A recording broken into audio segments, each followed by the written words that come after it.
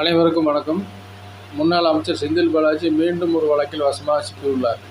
2021 முதல் 2023 வரை டான்ஜெட்கோ மூலமாக 1182 கோடி ரூபாய் மதிப்பில் கொள்முதல் செய்யப்பட்ட 45,800 டிரான்ஸ்ஃபார்மர்கள் சந்தை மதிப்பை விட கூடுதல் விலையில் கொள்முதல் செய்யப்பட்டதோடு டெண்டரில் பங்கேற்ற நிறுவனங்கள் அனைத்தும் சொல்லி வைத்தார் போல் ஒரே விலைப்புள்ளிகள் கூறியிருந்தன.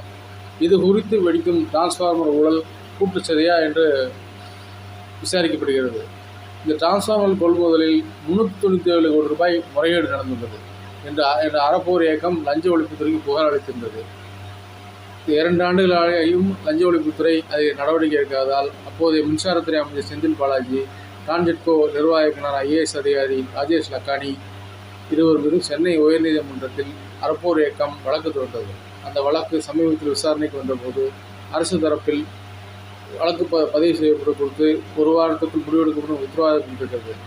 அரசு அளித்த உத்தரவாதத்தின்படி வழக்கு பதிவு செய்யப்படவில்லை என்றால் மனுதாரர் கோரியபடி சிறப்பு புலனாய்வு குழுவை நீதிமன்றமே நியமிக்க வாய்ப்பு இருக்கிறது. ஒருவேளை அரசே பாலாஜி, லக்கானி ஆகியோர் மீது வழக்கு பதிவு செய்தால் அமலாக்கத்துறை உள்ளே வருவதற்கும் நிறைய வாய்ப்பு இருக்கிறது. ஏற்கனவே பல வழக்குகளில் பிரச்சனைகள் அனுபவித்து வரும் பாலாஜிக்கு தற்போது டிரான்ஸ்ஃபார்மர் முறைகேடு வழக்கு மூலமாக புது சிக்கல் முளைத்திருக்கிறது.